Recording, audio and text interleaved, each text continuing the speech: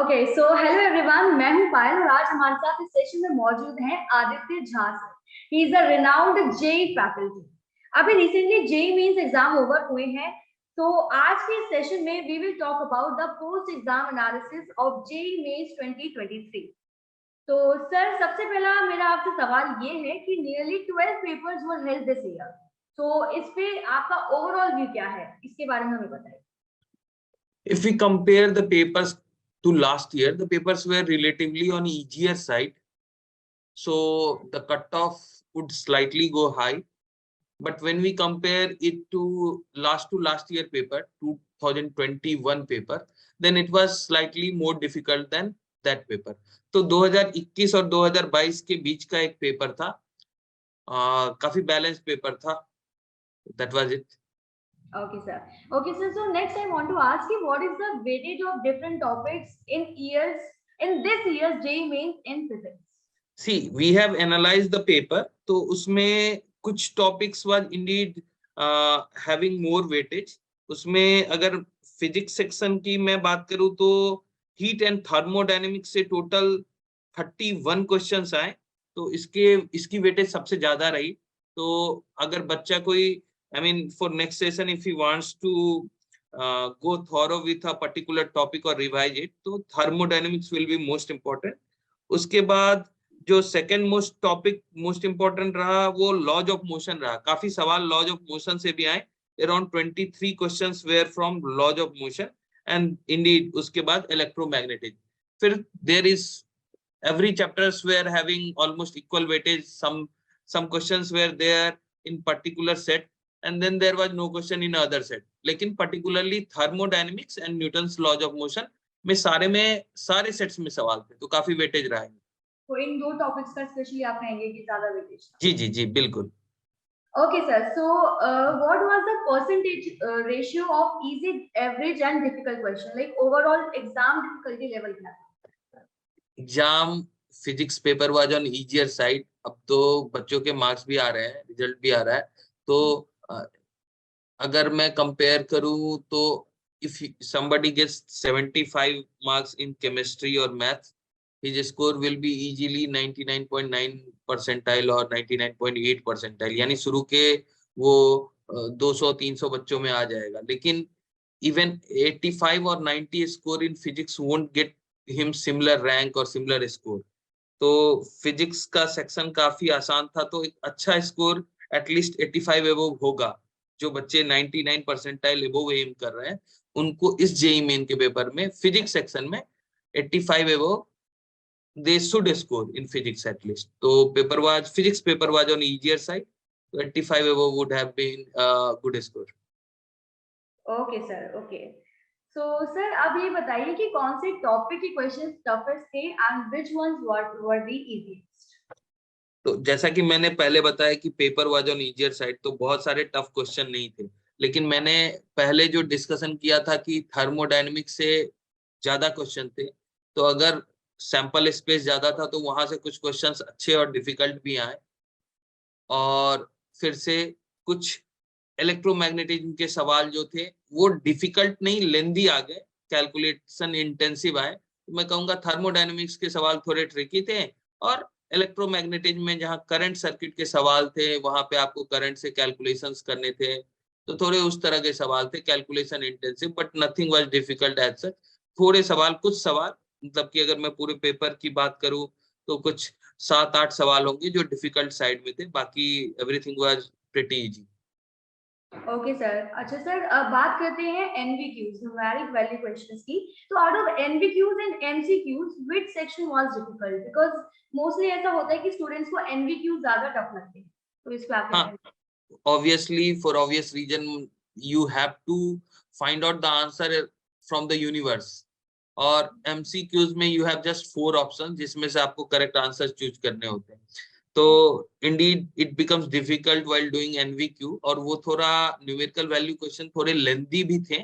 In fact, across all subjects it was lengthy. तो वहाँ बच्चे थोड़ा challenging पाए.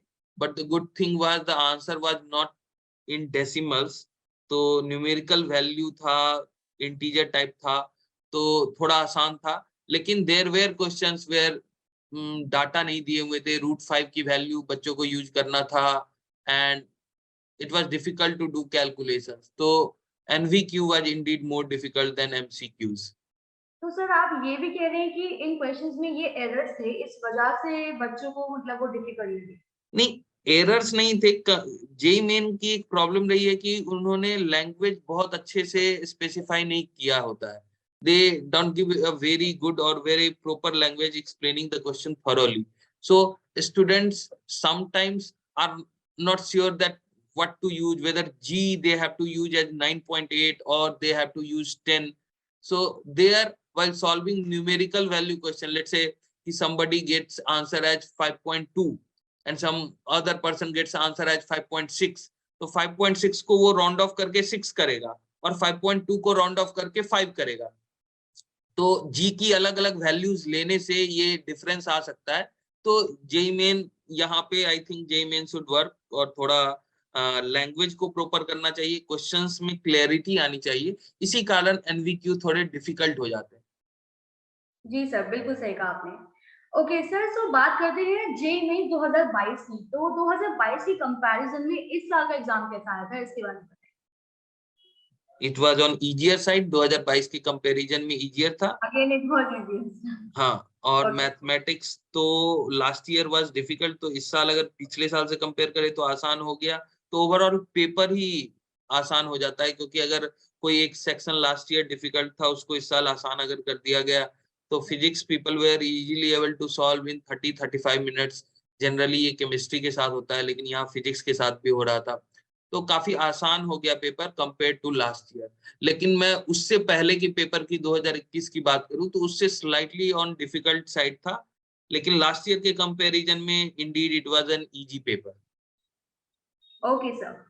Sir, what is the expected cut off for physics? Ma'am, ऐसा कुछ फिजिक्स के लिए एक्सपेक्टेड कट ऑफ नहीं होता है। सेक्शन वाइज तो कट ऑफ नहीं होते हैं कि सब्जेक्ट वाइज कट ऑफ हो रहे हैं, लेकिन हर स्लॉट का अलग अलग कट ऑफ होता है। तो जो एनालिसिस हम लोगों ने किया था पेपर का, उसके according it started from 24th। तो 24th का जो फर्स्ट स्लॉट था, it was told that the easiest slot of all the papers. तो हम लोग एक्सपेक्ट कर रहे थे कि around 200 would be 99 percentile, and the most difficult slot was 31st morning shift, where we are expecting 165-170 will give 99 percentile. Then it was spreaded, ठीक ठीक से पेपर थे। 24th 25th जो बीच में 2 दिन 3 दिन की छुट्टी दी गई थी, उससे पहले वाला जो पेपर था वो आसान था। उसके बाद के पेपर थोड़े डिफिकल्ट रहे, तो वहां का 99 परसेंटाइल का कट ऑफ जो है थोड़ा कम जाएगा। लेकिन एक कोई ऐसा बच्चा जो 185 प्लस स्कोर कर रहा है, अगर 24th मॉर्निंग शिफ्ट को हटा दे तो he would score 99 percentile above. Okay sir, okay, right. Okay sir, so my next question is कि what advice would you like to give to students who would appear for the April session for the first time? तो इन students को आप क्या advice देना चाहेंगे जिनका भी upcoming session में एग्जाम? ये मोस्टली वो बच्चे होंगे जो ड्रॉपर्स होंगे, जिनका जनवरी वाला सिलेबस खत्म नहीं हुआ होगा, जनवरी में पूरा सिलेबस। तो they should finish the syllabus as soon as possible, जितनी जल्दी हो पाए उतनी जल्दी सिलेबस को फिनिश करें। और लास्ट ईयर के 2020-22 के पेपर्स को अगर टेस्ट के तरह दे देते हैं ये बच्चे, क्योंकि वो मैंने जैसा डिस्कस किया कि इट वाज डिफिकल्ट पेपर, तो they will find themselves in a comfort zone while attempting this year's paper, and they have now reference of January paper also. जनवरी का जो पेपर हुआ है उनको भी वो गो थ्रू कर सकते हैं टू अपियर फॉर 2023 पेपर, जो अप्रैल वाला पेपर होने वाला है उसके लिए। तो फंडा इज वेरी सिंपल, जल्दी से सिलेबस को खत्म कीजिए, पेपर आसान साइड में आने वाला है, तो बहुत ज्यादा डेप्थ में या एनालिसिस की जरूरत नहीं है। सिलेबस खत्म करके अगर हम अच्छे से प्रैक्टिस कर लें, और प्रैक्टिस के लिए 2022 के पेपर और अभी जो जनवरी में पेपर हुआ है उसको यूज करते हैं, तो we will do good. Exactly, sir. And what advice would you like to give to students who would reappear in the April session? Because जिनको पहले सेशन के एग्जाम से निराशा हासिल हुई है, तो वो अपना स्कोर इस सेशन में कैसे इंप्रूव कर सकते हैं अगर वो दोबारा अटेम्प्ट करते हैं? देखिए, जिन बच्चों ने कम स्कोर किया उनको ऑब्वियसली ये पता चल गया होगा कि उनकी प्रैक्टिस में कहीं कमी रही होगी। तो और मोस्ट ऑफ द स्टूडेंट्स वो ऐसे होंगे जो स्कूल जा रहे होंगे, और जनवरी में क्योंकि ये पेपर्स हो गए तो जनवरी में मोस्टली उनका प्री बोर्ड्स होगा। तो अगर अब उनके पास काफी टाइम मिलेगा उनको, तो 24 से बोर्ड का एग्जाम शुरू है, तो 20 तारीख तक तो वो थॉरो रिवीजन कर सकते हैं। तो मैंने जैसा बताया कि 2022 के पेपर को पूरी अच्छी तरीके से कर लीजिए। Don't simply read through the questions, आप उनको सॉल्व कीजिए। एक टाइम लिमिट का टेस्ट लीजिए, टाइम फ्रेम में टेस्ट लिया कीजिए, 3 घंटे का टेस्ट लीजिए और अपने स्कोर को एनालाइज कीजिए। If you right 20-25 tests properly and you are done with the syllabus, I have seen students improving from 120 to 240 to 50 in 2 months time. So उनको ये है कि they should take time frame test and they must be done with their syllabus. They can focus more on 12th topics क्योंकि उनका boards भी होगा, तो उन टॉपिक पे वैसे भी उनको टाइम देना है। And during their board they should not simply study for board, they should mix their preparation with JEE preparation too. Okay sir, तो आप बात करते हैं कि प्लीज सर सजेस्ट करिए suitable strategy for next 2 months for the students who are still studying in class 12, मतलब जो अभी भी 12th की पढ़ाई कर रहे हैं और उनके लिए भी जो अभी 12th पास कर चुके हैं। मैम दोनों के लिए थोड़ा अलग अलग होगा। जो 12th पढ़ रहे हैं अभी बच्चे, उनके लिए एक बहुत बड़ा प्रॉब्लम ये है कि they have to write boards. तो जो बोर्ड्स के डेट शीट हैं वो 24th से शुरू हो रहा है and most of it is completing by 13th March. Computer science का एग्जाम में काफी गैप दिया हुआ है, तो we should not wait till them. तो जो 12th में बच्चे हैं उनको 20 तक के टाइम को तो बहुत अच्छे से यूटिलाइज करना चाहिए।